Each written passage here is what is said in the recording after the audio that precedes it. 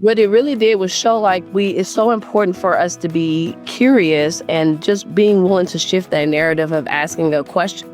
And again, those labels, like if we're deeming someone as being controlling or perceiving them as difficult, or a lot of these words and labels we love to put on families in medicine, a lot of times we're really bad about this, especially in the NICU. Non-compliant, we throw lots of terms out there.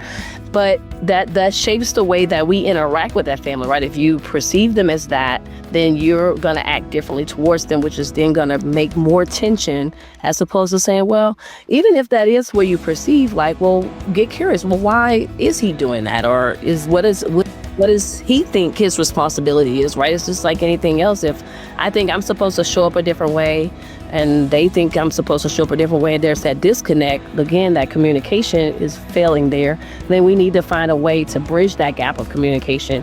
And that's through curiosity and just being open-minded to ask questions. So I have lots of examples of that, and I see it all the time, just in small ways, by being able to say, well, let me ask. But just that shift in witnessing that and treating her differently allowed her to keep showing up, versus the language of you didn't do something you're supposed to do that causes families to shut down. And then that widens that gap of trust that we need to establish in the NICU. So every day, every word, language, like behavior, cue, facial expression, hand gesture, all these things, we're communicating all the time. And if we don't realize that, then we miss opportunities to connect with our families.